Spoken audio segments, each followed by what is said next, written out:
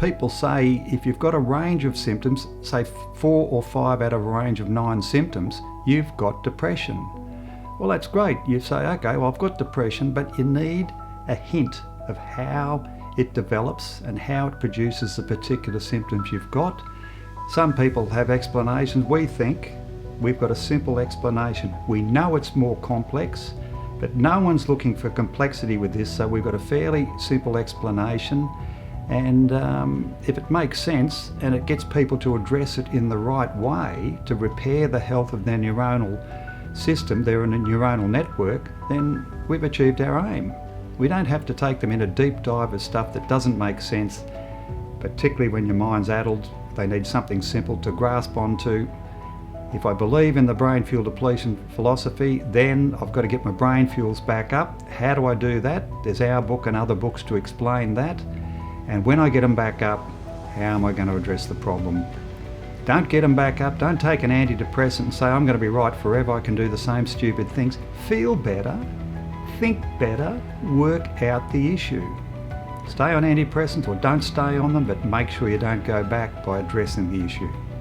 It's a simple model. We know it's more complex than this. The whole neuronal network deteriorates, but the way we describe it is that your neurotransmitters or your brain fuels deplete. When they deplete, there's more to it than that, but when they deplete, adrenaline kicks in to run the body. So you've got low brain fuels, which means you don't think well and you can have some weird physical symptoms from those low brain fuels. But the high adrenaline kicks in as well, which describes or explains the anxiety, the insomnia, the panic. Some pretty severe symptoms are related to the high adrenaline, and they were the ones that were destroying my any physical resilience that I had. I resonated with Clyde and the brain fuel depletion model because I'd suffered so badly in an unknown state, so I was so looking for an explanation. So that was a fact, and Clyde had it so well thought through. So I said, here's something that I was desperately in need of at the right time. Other people are desperately in need of, and then a guy pops up and he'd thought it through and had not part explanations. He had pretty well an explanation for every symptom. So I went from this state of finding nothing that made sense to a person who made sense on virtually everything. So you know, when you've been in the position I was, the worst medical experience I've had, that person makes an impact on you when you realise how simple it could be. And I say the only thing I contributed was I asked Clyde lots of questions writing this book, and it made him think a little bit further about the model, develop a little bit better. But it was his genius, and he had answers to everything. And I said, well, somebody's got to get it out. So it was through my investigation that I met Clyde, and he and I and his wife Julie have remained friends since and continue to collaborate on this because we all continue to believe in it. Because the problem doesn't go away. If anything, it gets worse. The suicide rate when I started was 7 a day in the lucky country. It's now 8. So a lot of money's being spent. Some things are improving, but it's still a big issue, and I think in this cluttered world it will continue to be one for quite a period. Some people are diagnosed with depression. They're desperate to find out how to make more sense of it, but some people are like me and they don't know what they've actually got. Now, it's hard to look for a book if you don't know what's actually wrong with you, but I think people with the problem should read the book and try and get some understanding. If it works for them, keep reading further. If it doesn't, well, throw it away and find another model.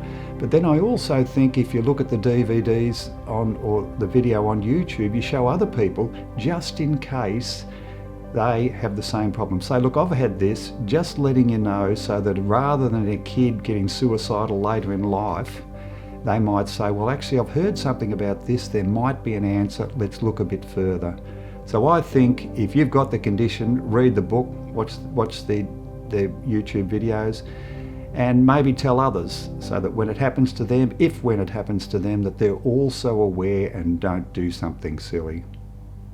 The reason we wrote the book is that it's knowledge and hope. So people need knowledge because, as I've said, the name of the condition doesn't really explain much at all. I think people talk about it and you say, well, I'm not alone. What they do have a bit of trouble with is explaining what's actually happened in your brain, and that's where we think, we've described a model that hopefully will help a significant number of people.